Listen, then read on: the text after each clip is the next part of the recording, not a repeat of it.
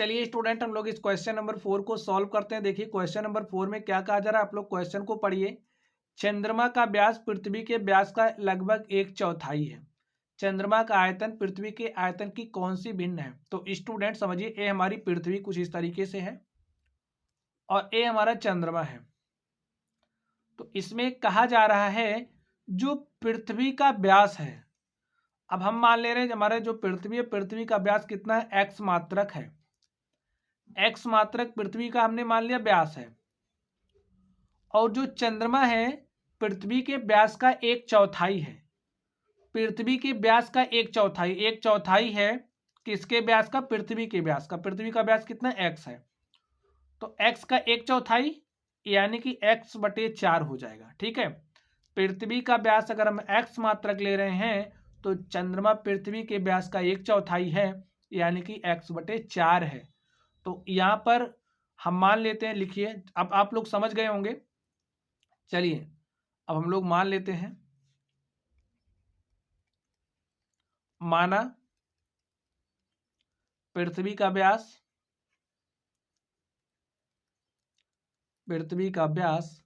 जो पृथ्वी का व्यास है उसे हम d ले रहे हैं और d इज इक्वल टू हमारा कितना है? x मात्रक।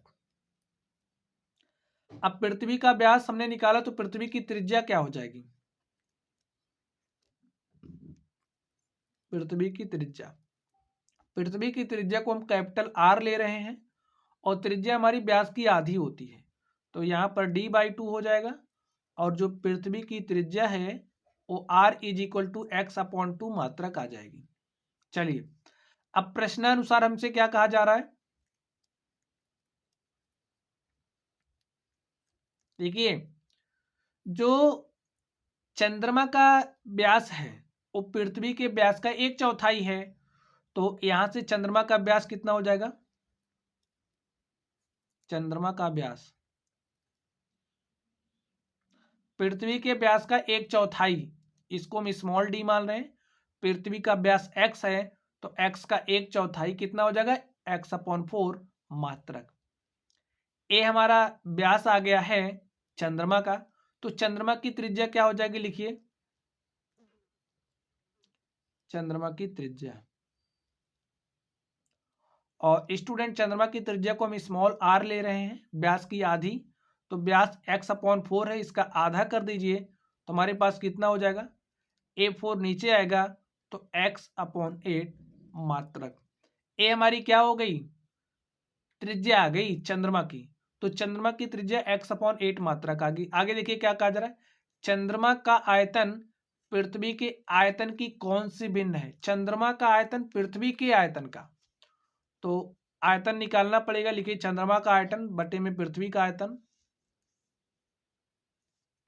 भिन्न निकालना है। लिखिए पहले तो चंद्रमा का आयतन और बटे में पृथ्वी का आयतन, हमें यही बताना है।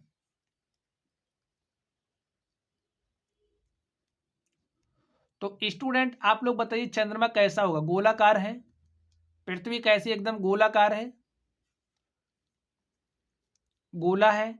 तो यहां पर गोले का आयतन का फॉर्मूला लगा दीजिए। गोले का आयतन क्या होता है? 4/3 पाई r³। तो लिखिए 4/3 पाई।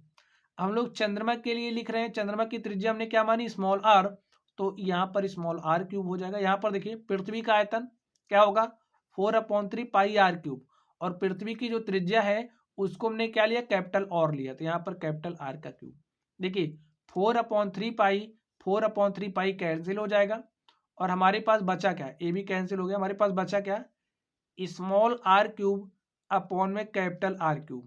तो वैल्यूज रख दीजिए। स्मॉल r का मान कितना? देखिए स्मॉल r का मान x/8 है, तो लिखिए x/8 का होल क्यूब, और यहां पर देखिए क्या हो जाएगा, और यहां पर देखिए स्टूडेंट क्या हो जाएगा?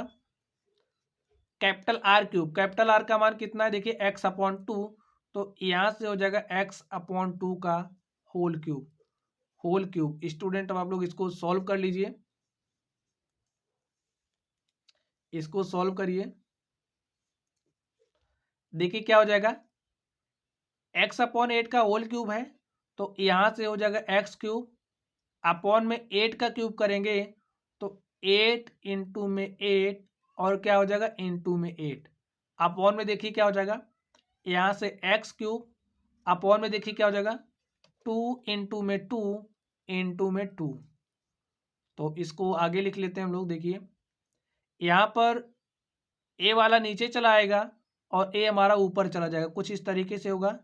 एक्स क्यूब यहाँ पर हो जाएगा एक्स क्यूब, ए हमारा ऊपर चला जाएगा तो 2 इंटू में 2 इंटू में 2 और यहाँ पर देखिए क्या हो जाएगा एक्स क्यूब इंटू में यहाँ पर देखिए 8 इंटू में 8 इंटू में 8।